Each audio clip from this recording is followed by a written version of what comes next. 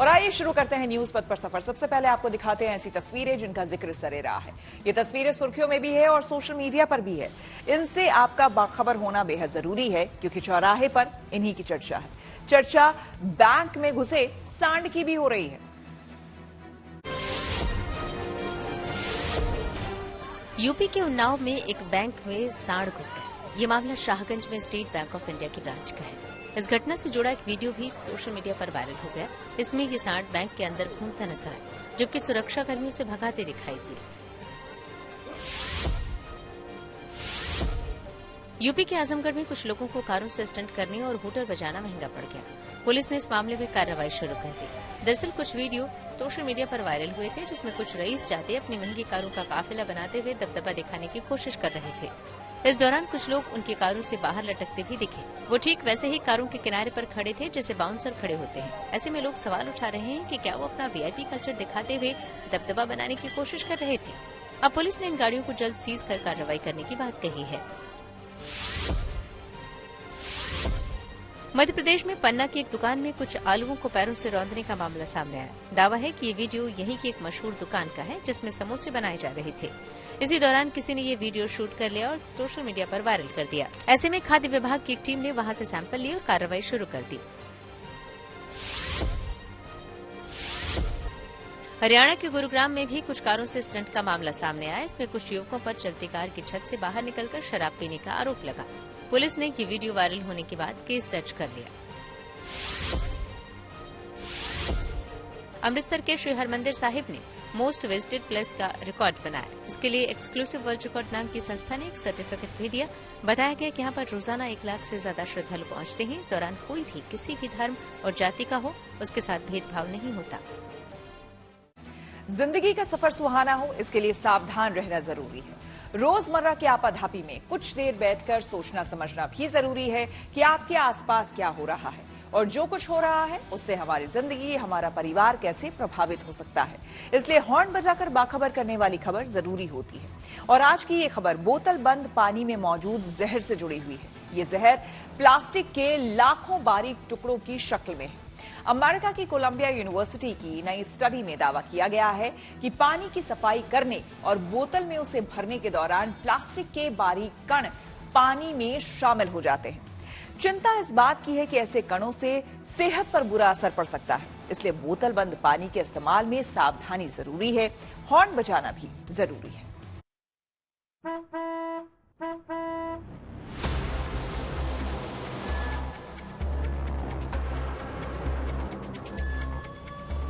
ज्यादा पुरानी बात नहीं, जब पानी का कुछ इस तरह इंतजाम करना पड़ता था। जो सफर में होते थे उन्हें पानी की तलाश करनी पड़ती थी। समय बदला, अंदाज बदला और फिर पानी प्लास्टिक की बोतलों में आने लगा। पैसा दो, पानी लो। और पानी भी ऐसा वैसा नहीं बल्कि मिनरल वाटर, साफ सुथरा और नेचुरल। इस तरह पानी की समस्या तो दूर हो गई, लेकिन प्लास्टिक की जिस बोतल में ये पानी आप तक पहुंचता है अब उसकी समस्या समझ आने लगी है। क्या आपने सोचा है कि जिसे सुविधा समझते हैं वो बोतल सेहत के लिए खतरनाक साबित हो सकते हैं? पहले से इस खतरे पर चर्चा होती रही है, लेकिन अब अमेरिका की नई स्टडी बता रही है कि 1 लीटर पानी के बोतल में 2.5 लाख प्लास्टिक के बारीक टुकड़े होते हैं। प्लास्टिक के ये बारीक टुकड़े शरीर के अलग अलग अंगों पर असर करते हैं। इसलिए जरूरी है कि इस खतरे को लेकर सावधानी वाला हॉर्न बजाया जाए। सबसे पहले आपको बताते हैं कि कोलंबिया यूनिवर्सिटी की स्टडी में क्या सामने आया है। शोधकर्ताओं ने जब अमेरिका में बिकने वाले टॉप ब्रांड्स के बोतल बंद पानी की जांच की तो 1 लीटर बोतल बंद पानी में 2.4 लाख प्लास्टिक के टुकड़े मिले हैं, जिसका 90% हिस्सा नैनो प्लास्टिक है। ये पिछले स्टडी की तुलना में 10 से 100 गुना ज्यादा बताया जा रहा है। अमेरिका में हुई ये स्टडी इशारा कर रही है कि हम सभी स्वच्छ और निर्मल जल के साथ प्लास्टिक की शक्ल में जहर भी पी रहे हैं।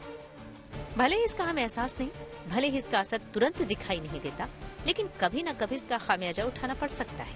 पिछले कुछ वर्षों से हो रही स्टडी से ये जाहिर है कि प्लास्टिक के बारीक टुकड़े मिट्टी, पीने के पानी, यहाँ तक कि ध्रुवों पर मौजूद बर्फ में भी मिल रहे हैं। लेकिन पानी की बोतल में नैनो प्लास्टिक की मौजूदगी चिंताजनक है, क्योंकि इनका इस्तेमाल लगभग हर आदमी कर रहा है। स्टडी के दौरान वैज्ञानिकों को पानी में 7 तरह के प्लास्टिक मिले। सबसे कॉमन है पॉलीइथालीन टेरेफेथेलेट यानी पेट। मिनरल वाटर की बोतलें इसी से बनी होती हैं। दूसरा है पॉलीएमाइड, जिसका इस्तेमाल बोतलबंद पानी बनाने वाली फैक्ट्री में पानी को साफ करने के लिए किया जाता है। यानी पानी साफ करने के दौरान और बोतल में बंद करने के दौरान बड़ी तादाद में प्लास्टिक के टुकड़े पानी में शामिल हो जाते हैं। इसके अलावा पॉलीस्टीरीन, पॉलीविनाइल क्लोराइड और पॉलीमेथाक्रिलेट जैसे प्लास्टिक भी बोतलबंद पानी में मिले हैं। जब वैज्ञानिकों ने पहली बार दोहरे लेजर का उपयोग करके माइक्रोस्कोप से पता लगाया तो 1 लीटर बोतलबंद पानी में मौजूद नैनो प्लास्टिक का पता चला। ये नजर नहीं आने वाले टुकड़े शरीर के अलग अलग अंगों को प्रभावित कर सकते हैं। ये कण ब्रेन में ब्लड सप्लाई को बाधित कर सकते हैं, इससे दिमाग काम करना बंद कर सकता है। नैनो प्लास्टिक आंतों में जमा हो सकते हैं और उन्हें ब्लॉक कर सकते हैं। इतना ही नहीं, ये प्लास्टिक के कण अगर रक्त वाहिकाओं में पहुंच जाएं तो शरीर को और भी नुकसान हो सकता है। प्लास्टिक के ये कण फेफड़ों में जाकर ब्लड एयर बैरियर को बाधित कर सकते हैं, जिससे सांस लेने में परेशानी हो सकती है। अगर प्लास्टिक के ये अदृश्य कण प्लेसेंटा तक पहुंच जाएं तो गर्भ में पल रहे शिशु को भी नुकसान पहुंचा सकते हैं। इस तरह बोतलबंद पानी में मौजूद प्लास्टिक से कई तरह के खतरे हैं, इसलिए इसके इस्तेमाल में सतर्क रहना जरूरी है। जरूरी है कि हम प्लास्टिक की बोतल के विकल्प के बारे में सोचें, प्लास्टिक के विकल्प को बढ़ावा दें, साथ ही सावधानी वाला हॉर्न बजाएं। Bureau report, good news today.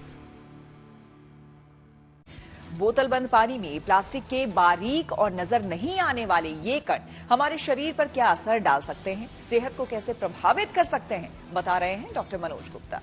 Basically हम देखते हैं कि ये जो बॉटल्स हैं काफ़ी टाइम तक यूज़ में आती हैं, तो डेफिनेटली इनसे हार्म तो होता ही है। जैसे कि कुछ सब्सटेंस ऐसे होते हैं जिससे कि इम्यून सिस्टम तक लो हो सकता है।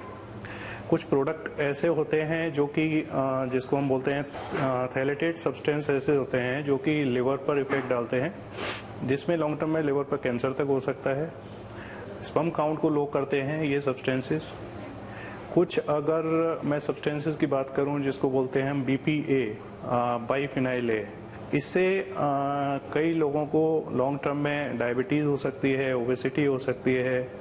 लोगों में देखा गया है फर्टिलिटी रिलेटेड प्रॉब्लम्स आने लग जाती हैं, और किसी लोगों में लॉन्ग टर्म यूज में हमने देखा है कि बिहेवियरल चेंजेस आने लगते हैं। मेरी एडवाइस है कि लॉन्ग टर्म तक इन कंटेनर्स को यूज ना करें, और ख़ासतौर से वो बॉटल जिनका सन एक्सपोजर काफ़ी ज़्यादा है, काफ़ी लॉन्ग टर्म तक है, उनको यूज़ ना करें, और always see expiry date before use. बोतलबंद पानी के इस्तेमाल के पीछे ये मनोविज्ञान है कि इससे बीमारी नहीं होगी, लेकिन अब नई स्टडी में दावा किया जा रहा है कि इसमें प्लास्टिक के जो बारीक कण शामिल हैं वो कई अंगों को प्रभावित कर सकते हैं। ऐसे में सवाल है कि बोतलबंद पानी का विकल्प क्या है। ज्यादातर लोग घर से बाहर जाने पर बोतलबंद पानी का इस्तेमाल करते हैं। सफर के दौरान भी बोतलबंद पानी का इस्तेमाल सुविधाजनक लगता है। दलील ये भी है कि बोतलबंद पानी साफ होता है, इसका स्वाद अच्छा होता है, इसलिए घर में इस्तेमाल करने के अलावा समारोहों में या फिर बैठकों में भी इस्तेमाल किया जाता है। लेकिन अगर पानी में शामिल प्लास्टिक के कणों से बचना है तो बोतलबंद पानी से दूरी बनानी होगी, विकल्प तलाशने होंगे। जानकार मानते हैं कि सार्वजनिक जगहों पर फिल्टर वाला पानी यानी कि RO का पानी मुहैया किया जाना चाहिए। खास करके रेलवे स्टेशन और बस स्टॉप पर साफ स्वच्छ पानी का इंतजाम हो। शादी या किसी समारोह में बोतलबंद पानी के बजाय साफ फिल्टर वाला पानी उपलब्ध हो। सबसे जरूरी है कि म्युनिसिपल अथॉरिटी की तरफ से नल में साफ पेयजल की सप्लाई की जाए। लंदन जैसे शहरों में ऐसी सुविधा है, हर जगह स्वच्छ पानी के टैप लगे हैं, लेकिन भारत के शहरों में सुविधा नहीं है। पानी नहीं मिलता तो लोग बाग बोतलबंद पानी खरीदते हैं। इसके अलावा पानी रखने और ले जाने के लिए पारंपरिक तरीकों को अपनाना होगा। आज जरूरत है हमें ये सोचने की कि कैसे हम इसका कम से कम प्रयोग करें, और ज्यादा से ज्यादा जो है रीयूजेबल बॉटल्स, जैसे स्टील की बोतल होगी घरों में या होटलों में, कांच की बोतल होगी, या ट्रेवल करते टाइम जो है हमारे कोलैप्सिबल बोतल जो बहुत साल पहले हम लोग यूज किया करते थे, पानी भर के ट्रेनों की खिड़की से लटका दिया करते थे, जिससे हमें पीने को ठंडा पानी मिलता था। और इसके अलावा जो है नॉर्थ ईस्ट में बैम्बू बॉटल्स काफी प्रचलित हुई हैं। तो ये सारे एनवायरमेंटल फ्रेंडली जो हैं हमें स्टेप्स लेने पड़ेंगे। महाराष्ट्र में सीएम शिंदे को बड़ी राहत। आइए सीधे आपको लिए चलते हैं न्यूज एक्सप्रेसवे पर, जहां देश भर की कुछ और जरूरी खबरें कर रही हैं आपका इंतजार। महाराष्ट्र में उद्धव गुट को बड़ा झटका लगा। दरअसल विधानसभा स्पीकर राहुल नार्वेकर ने शिवसेना को लेकर अपना फैसला सुना दिया। उन्होंने साफ किया कि शिंदे गुट ही असली शिवसेना है। इस तरह शिंदे गुट के विधायक अयोग्य नहीं होंगे। स्पीकर ने कहा कि राष्ट्रीय कार्यकारिणी की बैठक नहीं बुलाई गई थी और उद्धव ठाकरे अकेले शिंदे को हटाने का फैसला नहीं ले सकते थे। प्रधानमंत्री मोदी ने गांधीनगर में 10वें वाइब्रेंट गुजरात ग्लोबल समिट का उद्घाटन किया। इस दौरान पीएम ने कहा कि भारत जल्द ही दुनिया की तीसरी सबसे बड़ी अर्थव्यवस्था बन जाएगा। वहीं इस सम्मेलन में संयुक्त अरब अमीरात के राष्ट्रपति शेख मोहम्मद बिन जायद अल नाहयान, उद्योगपति मुकेश अंबानी, गौतम अडानी और माइक्रोन टेक्नोलॉजीज के सीईओ संजय मेहरोत्रा समेत कई नामी हस्तियां मौजूद रहीं। इनके अलावा वाइब्रेंट गुजरात ग्लोबल समिट में दक्षिण एशिया मामलों के लिए ब्रिटेन के मंत्री तारिक अहमद भी पहुंचे। उन्होंने अपने भाषण की शुरुआत हिंदी में की। भाइयों और बहनों, ब्रितानी सरकार की तरफ से भारतीय सरकार को नमस्कार और बहुत बहुत बधाई हो। अयोध्या में राम मंदिर के प्राण प्रतिष्ठा समारोह के लिए तैयारियां तेज हो गई। इसके लिए सुरक्षा के भी कड़े इंतजाम किए जा रहे हैं। सुरक्षा में कोई चूक न रहे, ऐसे में वहां पुलिस ड्रोन से भी इलाके की निगरानी कर रही है। राजस्थान के कैबिनेट मंत्री बाबूलाल खराड़ी का एक बयान वायरल हो गया। दरअसल उन्होंने उदयपुर में एक कार्यक्रम के दौरान लोगों से कहा कि आप खूब बच्चे पैदा करो, प्रधानमंत्री मोदी आपका मकान बना देंगे। राज्य के ट्राइबल एरिया विकास मंत्री खराड़ी के इस बयान के बाद सभा में मौजूद लोग हंसने लगे। इसी सभा में सीएम भजन लाल शर्मा भी मौजूद थे। बच्चे आप पैदा करो खूब, प्रधानमंत्री जी आपका मकान बना देंगे, फिर तकलीफ किस बात की है। सूरत में करीब 6,500 छात्र अपने माता पिता की पूजा करते नजर आए। इस दौरान ये माता पिता भावुक भी हो गए। दरअसल एक स्कूल ने माता पिता का पूजन करने को लेकर एक कार्यक्रम का आयोजन किया था। इस तरह के आयोजन को माता पिता ने भी खूब सराहा और कहा कि इस तरह के आयोजन सभी जगह होने चाहिए।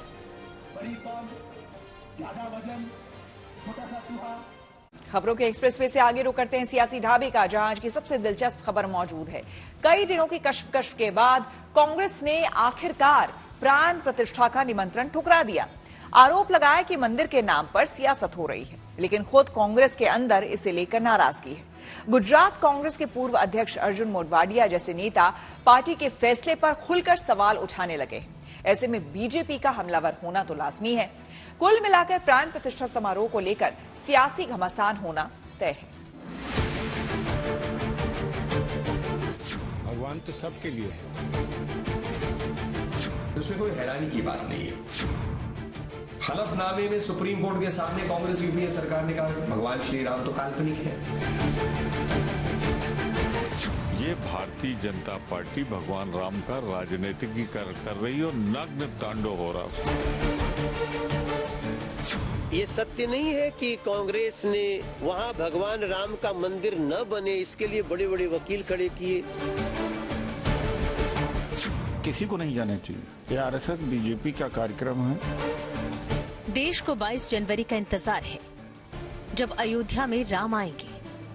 लेकिन कांग्रेस ने मन बना लिया है कि न्योते के बावजूद नहीं जाएगी। कांग्रेस में सोनिया गांधी, खड़गे और अधीर रंजन चौधरी को निमंत्रण दिया गया था। निमंत्रण को सम्मानपूर्वक अस्वीकार कर दिया गया है। किसी को नहीं जाना चाहिए, ये आरएसएस बीजेपी का कार्यक्रम है और ये धार्मिक कार्यक्रम नहीं, राजनीतिक कार्यक्रम। भगवान के आड़ में ये लोग वोट ले रहे हैं। अगर हिम्मत है तो रोजगार देकर वोट ले, स्वास्थ्य शिक्षा पर वोट ले। आज जब कांग्रेस पार्टी ने स्पष्ट कर दिया कि उनका नेतृत्व वहां नहीं जाएगा, ये आरएसएस या किसी और संगठन से लेना देना नहीं है। ये तो कांग्रेस की मूल सोच से ही मिलती बात है। क्योंकि अगर उनकी इच्छा होती या उनकी श्रद्धा होती भगवान श्री राम के प्रति, तो ना तो वो मंदिर बनने में कोई देरी या कोई दिक्कत करते और ना ही 22 को वहां जाने के लिए मना करते। तो ये कांग्रेस पार्टी की सोच है, उनका अधिकार है, उन्होंने उसे स्पष्ट कर दिया। अयोध्या नहीं जाने की दलील जो कांग्रेस दे रही है उसे समझ लीजिए। जयराम रमेश ने बयान जारी करके कहा है कि धर्म मनुष्य का व्यक्तिगत विषय होता है, लेकिन बीजेपी और आरएसएस ने सालों से राम मंदिर को एक राजनीतिक मुद्दा बना दिया है। चारे जाएं भी तो कहां जाएं, वो अपने रेटोरिक में फंस रहे हैं, वो खुद पछताएंगे अगर नहीं जाएंगे। छोड़ो यार। कांग्रेस सीधे सीधे मंदिर पर बयान देने से बच रही है, लेकिन सियासी गलियारों में चर्चा है कि इंडिया गठबंधन के अपने सहयोगियों, खासकर लेफ्ट के दबाव में ही कांग्रेस ने कार्यक्रम से किनारा करने का फैसला किया है। हालांकि खुद कांग्रेस में इस फैसले का विरोध है। आचार्य प्रमोद कृष्णन ने सोशल मीडिया पर लिखने में परहेज नहीं किया कि श्री राम मंदिर के निमंत्रण को ठुकराना बेहद दुर्भाग्यपूर्ण और आत्मघाती फैसला है। आज दिल टूट गया। हम लोग शुरू से ही कह रहे थे कि ये कालनेमी वाले रूप धारण करने वाले कांग्रेसी कभी राम जन्मभूमि मंदिर भव्य दिव्य निर्माण से खुश नहीं है। रहा न कुल कोई रोबन हारा, यश होगा हाल तुम्हारा। मुझको लगता है इस प्रकार की मानसिकता आपकी अच्छी बात नहीं है और विश्वास है आपके ऊपर। क्यों? इसलिए विश्वास है क्योंकि आपने शुरू में ही भगवान राम को काल्पनिक कहा था, तो आप राम मंदिर में कैसे आ सकते हैं? क्योंकि आपको राम जी बुला नहीं सकते, इसलिए आप आ नहीं सकते। अब जब कांग्रेस ने ही किनारा कर लिया तो इंडिया गठबंधन की तमाम पार्टियां भी प्राण प्रतिष्ठा समारोह से दूरी बना सकती हैं। न्योता नीतीश और लालू यादव को भी है, लेकिन अभी तक उनका रुख साफ नहीं। ये बीजेपी जिस तरह से ही भगवान राम के मंदिर के प्राण प्रतिष्ठा, भगवान राम के प्राण प्रतिष्ठा को लेकर के ये पूरा बीजेपी का इवेंट बना रही है, इससे हम लोगों का विरोध है। भगवान राम का विरोध नहीं है। लड़ाई भगवान राम से नहीं, लड़ाई भाजपाइयों से है। जिस तरह से नीतीश कुमार जी की कार्यशैली आप लोगों ने देखी है, उसके हिसाब से यही है कि सर्वधर्म संभाव में हम लोग और हमारी पार्टी विश्वास रखती है। कार्यक्रम आगे क्या होगा यह तो हमारे नेता तय करेंगे, लेकिन मसला यही है कि राम सबके हैं। कोई एक दल चाहे कि उन पर अपना हक अधिकार जमा ले, या कोई एक संगठन अगर चाहे कि सिर्फ उनकी मार्केटिंग हो जाए, तो ऐसा नहीं है। 22 जनवरी को अयोध्या नहीं जाना कांग्रेस के लिए नीति का मामला हो सकता है, लेकिन आरजेडी जैसी पार्टियों के लिए चुनावी रणनीति से जुड़ा है। समाजवादी पार्टी के नेता तो कई कदम आगे बढ़कर 1990 में कार सेवकों पर गोली चलाने के फैसले को सही ठहरा रहे हैं। कहने की जरूरत नहीं कि कोशिश अल्पसंख्यक मतदाताओं को मैसेज देने की है।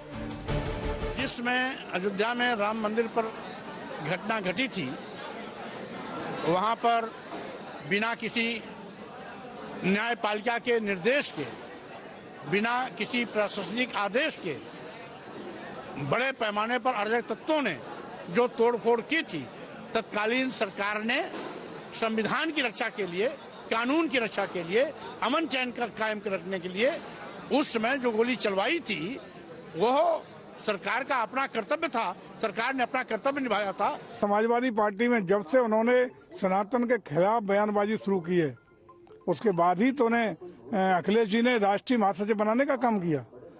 एक तरफ वो प्रमोट कर रहे हैं और लगातार उकसा रहे हैं कि सनातन संस्कृति के प्रति, सनातन धर्म के प्रति, सनातनियों के प्रति बयानबाजी करें, और दूसरी तरफ खुद को अपने को कहते हैं कि इससे उनका अपना निजी बयान है। जैसे अखिलेश यादव पहले ही न्योता ठुकरा चुके हैं, विश्व हिंदू परिषद की ओर से आलोक कुमार उन्हें निमंत्रण देने गए थे। अखिलेश ने कह दिया कि जिन्हें हम जानते नहीं, उनको न निमंत्रण देते हैं और न लेते हैं। असल में प्राण प्रतिष्ठा समारोह के लिए दिया गया निमंत्रण विपक्षी पार्टियों के लिए धर्म संकट है।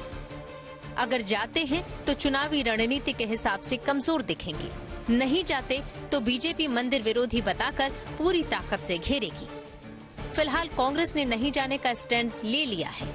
बीजेपी की ओर से 22 जनवरी के बाद धुआंधार हमले का इंतजार है। Bureau report, good news today.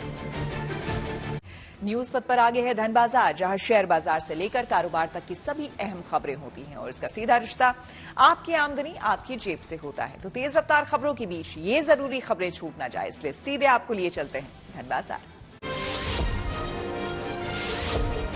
Share बाजार में तेजी रही। बाजार बढ़त के साथ बंद हुआ। सेंसेक्स 271 अंक चढ़कर 71,658 पर पहुंचा। वहीं निफ्टी भी 74 अंकों पर चढ़ा। इसके साथ ही ये 21,619 पर बंद हुआ। बाइक कंपनी यामाहा मोटर ने युवाओं को लुभाने के लिए खास पहल की है। कंपनी ने R15 वर्जन 4.0 और FZ सीरीज के मॉडल्स को नए कलर ऑप्शन और नए डिजाइन के साथ लॉन्च किया। इसमें कॉल अलर्ट, SMS, ईमेल और ऐप कनेक्टिविटी की सुविधा होगी। साथ ही फोन पर बाइक के बारे में नोटिफिकेशंस भी देखे जा सकेंगे। कार कंपनी रेनो इंडिया ने अपनी कार क्विड, टाइबर और काइगर के अपडेटेड वर्जन भारत में लॉन्च किए। कंपनी ने इन्हें नए फीचर्स और नए कलर ऑप्शन के साथ लॉन्च किया है। और अब रुक करते हैं प्रगति मार्ग का, जहां ऐसी खबरें हैं जो कि देश की तरक्की, प्रगति और लोगों की काबिलियत दिखाती है। देश आत्मनिर्भरता की राह पर तेजी से बढ़ रहा है। इसी कड़ी में अब भारतीय नौसेना के लिए एक ऐसा मानव रहित ड्रोन तैयार हुआ है जो कि पूरी तरह से स्वदेशी है और समंदर में नौसेना के लिए तीसरी आंख की तरह काम करेगा। ये 36 घंटे तक लगातार उड़ान भर सकता है और दुश्मनों के मंसूबों को नाकाम कर सकता है। खास बात यह है कि इसकी उड़ान पर किसी भी तरह के मौसम का असर नहीं होगा।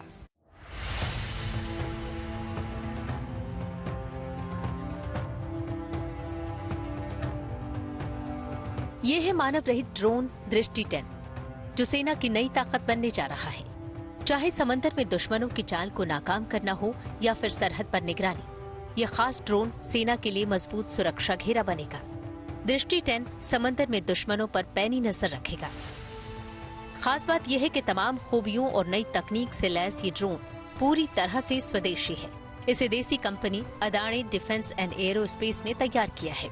इसे जल्दी ही नौसेना में शामिल किए जाने की तैयारी है। इससे पहले नौसेना चीफ आर हरिकुमार ने इसकी पहली झलक देश के सामने रखी। हाल के दिनों में जिस तरह से अरब सागर में कई मालवाहक जहाजों को ड्रोन से निशाना बनाया गया और उस बीच भारतीय नौसेना के बेड़े में एक नया घातक ड्रोन शामिल हो रहा है, दृष्टि 10, जो कि पहली बार स्वदेशी पूरी तरह से एक तरह से देश में बनाया गया। हैदराबाद में अडानी डिफेंस ने इसे तैयार किया है और आज नौसेना प्रमुख ने इसको अनवेल किया। समंदर में बढ़ रही चुनौतियों के मद्देनजर खास तौर पर इस ड्रोन को तैयार किया गया है, जो अब समंदर में भारतीय नौसेना का नया साथी होगा। देश में बना ये पहला मानव रहित ड्रोन कई खूबियों से लैस है। इसकी क्षमताओं की बात करें तो ये भारतीय नौसेना और सेना दोनों के लिए कारगर है। ये एक मानव रहित यूएवी है, यानी इस ड्रोन को चलाने के लिए किसी इंसान की जरूरत नहीं है। इंटेलिजेंस सर्विलांस का जो काम सेना के जवान करते थे, वो काम अब ये ड्रोन करेगा। समंदर हो या सरहद, 10 किलोमीटर की ऊंचाई से निगरानी करेगा।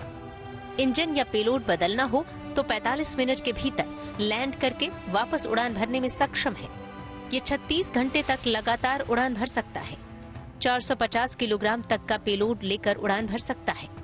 ये बारिश समेत सभी तरह के मौसम में उड़ान भर सकता है। ये ISR यानी इंटेलिजेंस सर्विलांस एंड रिकॉनेसेंस तकनीक से लैस है।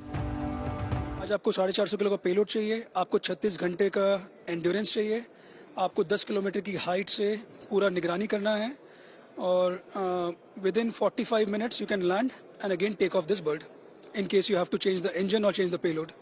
So from a model of the bird also perspective, it's a plug and play जिस पे आप काम कर सकते हैं। 1 मार्च से completely ऑपरेशनल होगा इंडियन नेवी के साथ और इंडियन आर्मी वाला अप्रैल मई में डिलीवर हो जाएगा।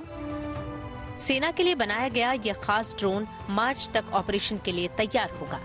इसके बाद नौसेना इस खास ड्रोन को पोरबंदर में तैनात करेगी। अप्रैल मई तक आर्मी भी ऐसे 2 ड्रोन अपने बेड़े में शामिल करेगी। Manjeet Negi, Hyderabad, good news today. News पथ के सफर में अब सोशल अड्डा का रुख करते हैं, जहां आज बात होगी लक्षद्वीप को लेकर भारत के निशाने पर आए मालदीव की। लक्षद्वीप को लेकर प्रधानमंत्री मोदी के पोस्ट पर अपने मंत्रियों के आपत्तिजनक बयान से मालदीव की मुश्किलें बढ़ती जा रही है। मीडिया रिपोर्ट के मुताबिक पर्यटन को लेकर छिड़े विवाद के बाद भारत से मालदीव जाने वाले पर्यटकों में लगातार गिरावट देखने को मिल रही है। टूरिस्ट सर्विस देने वाली company blue star air travel के मुताबिक भारत से मालदीव के लिए सीधी उड़ानों में पिछले 3 दिनों में 20 से 30% कैंसलेशन हुए हैं। देश भर से रोजाना मालदीव के लिए 7 से 8 डायरेक्ट फ्लाइट्स हैं, जिनमें 3 उड़ानें अकेले मुंबई से हैं, लेकिन अब इनमें से 4 से 5 फ्लाइट्स ही मालदीव जा रही हैं। बताया जा रहा है कि मालदीव की ओर से प्रधानमंत्री मोदी और भारत के खिलाफ दिए गए बयान से भारतीयों में नाराजगी बढ़ी है और अब लोग मालदीव जाने का बहिष्कार कर रहे हैं। मालदीव जाने के बजाय अब भारतीय सैलानी अपने देश में ही लक्षद्वीप और अंडमान निकोबार घूमने की योजना बना रहे हैं। मालदीव की अर्थव्यवस्था मोटे तौर पर पर्यटन पर ही टिकी है, जिसका मालदीव की जीडीपी में सीधे तौर पर 20% से ज्यादा योगदान है। साल 2023 के आंकड़ों के मुताबिक मालदीव में सबसे ज्यादा 11% सैलानी भारत से ही पहुंचे थे। ऐसे में भारतीय पर्यटकों के कम होने से मालदीव को बड़ा झटका लग सकता है और यही वजह है कि मालदीव की सरकार ने आपत्तिजनक बयान देने वाले मंत्रियों को तुरंत सस्पेंड कर दिया। और भारत के साथ अच्छे रिश्ते बनाए रखने की कूटनीतिक कवायद तेज कर दी है।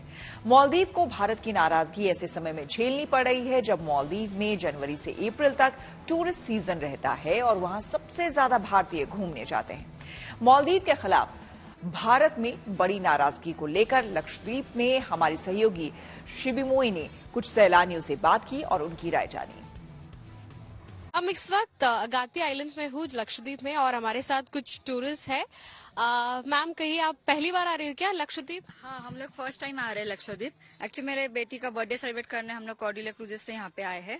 इट्स अ लवली आइलैंड, बहुत अच्छा लग रहा है यहाँ पे आके, हम लोग को मजा आ रहा है। अच्छा, आपको कैसे लगा मैम? बहुत बहुत अच्छा लगा, बहुत सुंदर बीच है और साफ सफाई बहुत अच्छा लगा। और आपको क्या लगता है कि इधर और डेवलपमेंट्स क्या होनी चाहिए? अच्छा, ऑलरेडी बीच काफी क्लीन है, पानी भी बहुत क्लीन है, काफी अनएक्सप्लोर्ड बीचेस है। हम लोग आज तीन बीच पे गए थे। ये बीच पे कॉर्डिलिया की वजह से थोड़ा क्राउड है, बाकी दो बीचेस पूरे सुनसान है। मतलब हम लोग जहाँ जब थे तो वहाँ पे और कोई भी नहीं था। And very beautiful, nice, silent beaches. Public भी बहुत अच्छा है, very hospitable, they are all smilingly welcoming us. चीजें सस्ती भी है, महंगी बिल्कुल नहीं है। और थोड़े होटल रूम्स और वो सब की जरूरत है, तो आई थिंक करेंगे, मतलब धीरे धीरे। या बाकी पानी, बाकी सब कुछ बहुत क्लीन, और food is all very good. और आपको लगता है कि इंडियन आइलैंड्स को ज्यादा एक्सप्लोर करनी चाहिए? या डेफिनेटली ज्यादा एक्सप्लोरेशन की जरूरत है। हम लोग मालदीव्स भी जा चुके हैं, मॉरिशस भी जा चुके हैं, but as compare to that this is nothing short. Is I mean they are same, and if not less, it's very beautiful than other countries also. आपको क्या सबसे ज्यादा पसंद आया लक्षद्वीप में? यहाँ से लोगों का नेचर, यहाँ के लोगों का प्रॉपर लोगों का नेचर बहुत कोऑपरेटिव है, पर और यहाँ बहुत सारी सुविधा की बहुत आवश्यकता है, क्योंकि आजकल लग्जूरियस की ज्यादा ये डिमांड रही थी पब्लिक की, करके इधर आने का, मालदीव्स और इधर के आने से थोड़ा जरा कम हो गए पब्लिक का। थोड़ा सा और डेवलपमेंट होना, बाकी एकदम बीच क्लीन है। और अभी तो बहुत ही इसकी मोदी जी की वजह से बहुत ये हो रहा है, यहाँ का टिकट्स वगैरह बहुत बिखरे हैं। की फ्लाइट है कोची से, और वो फ्लाइट 10:30 को लैंड करती है अगाती में, और उसके बाद टूरिस्ट सीधा अगाती में और अगाती से कावराती भी जा सकती है। वेसल्स होगी ठीक वो बोर्डिंग पॉइंट पे। मैम, आपका नाम क्या है? हाय, मेरा नाम मनाली है। आपका प्लान क्या है लक्षद्वीप में? हम अभी यहाँ पे 4 दिन के लिए आए हैं। वी आर फ्रॉम पुणे, तो अभी यहाँ पे बंगाराम, करावती, थिनक्कारा, यहाँ पे घूमना है, स्नॉर्कलिंग एंड वाटर एक्टिविटीज करनी है। तो बेसिकली पूरा मतलब लक्षद्वीप जो हम बोलते हैं अनटच्ड है, या फिर जो अभी हिडन जेम है इंडिया का, तो वो अभी पूरा सब एक्सप्लोर करना है। आपको क्या लगता है लक्षद्वीप मालदीव्स को एक कंपटीशन दे सकते हैं ब्यूटी देके? ऑब्वियसली जब हम अगत्ती आइलैंड पे लैंड हुए थे, जब हमने मतलब पहली बार जब बीच देखा एंड एयरपोर्ट के बाहर, तो वी वर लाइक स्टन्ड कि मतलब इतना खूबसूरत नजारा था कि मालदीव्स मतलब जो हम फोटोज में देखते हैं उससे भी मतलब अच्छा लग रहा था। एंड पूरे मतलब जो बीचेस थे, इट्स लाइक कि पूरा मतलब ब्लू कलर का पानी एंड देन व्हाइट कलर का सैंड, तो हमें बहुत अच्छा लगा था। तो वही है, व्हाइट सैंड्स और क्लियर वाटर, यही है लक्षद्वीप की स्पेशलिटी। और लक्षद्वीप एयरपोर्ट बिल्कुल समुद्र के बीच में है, और वो व्यू बहुत ब्यूटीफुल है। यही जो भी टूरिस्ट से हमने बात की, वो सब यही कह रही थी कि एयरपोर्ट एक बहुत ब्यूटीफुल व्यू देती है जैसे ही आप लैंड करते हैं। तो वीडियो जर्नलिस्ट किरण के साथ शिबिमोल केजी फ्रॉम लक्षद्वीप। YouTube को भेजा गया है नोटिस। जी हां, टेक्नोलॉजी से जुड़ी ऐसी ही जरूरी खबरों को जानने समझने के लिए आइए आपको लिए चले डिजिटल गली। National commission for protection of child rights ने YouTube को एक नोटिस भेजा है। ये मामला उसके प्लेटफॉर्म पर नाबालिगों से जुड़े वीडियो अपलोड करने से जुड़ा है, जिसमें पोस्को कानून के उल्लंघन का इल्जाम लगा। आरोप ये भी है कि बच्चों के कुछ भद्दे वीडियो तक पोस्ट किए गए, जिससे बच्चों की मानसिक स्थिति पर गलत असर पड़ सकता है। अमेरिका में मिशन मून को अगले 2 साल तक टाल दिया। दरअसल चांद के लिए भेजा गया पहला कमर्शियल मिशन फेल हो गया। बताया गया कि रॉकेट के इंजन में खराबी की वजह से ऐसा हुआ, जिससे लैंडर की चंद्रमा पर सॉफ्ट लैंडिंग की कोई संभावना नहीं थी। एक अमेरिकी कंपनी ने ऐसा रोबोट बनाया जो चाय सर्व करता दिखा। रिचटेक रोबोटिक्स नाम की कंपनी ने इसे कंज्यूमर इलेक्ट्रॉनिक्स शो के दौरान पेश किया। इसका नाम ADAM रखा गया है। दावा यह है कि ये एक शेफ की भूमिका में भी दिखेगा, यानी वो खाना भी तैयार कर सकता है। कहा गया है कि ये रोबोट अपने ग्राहकों से बात भी कर सकता है।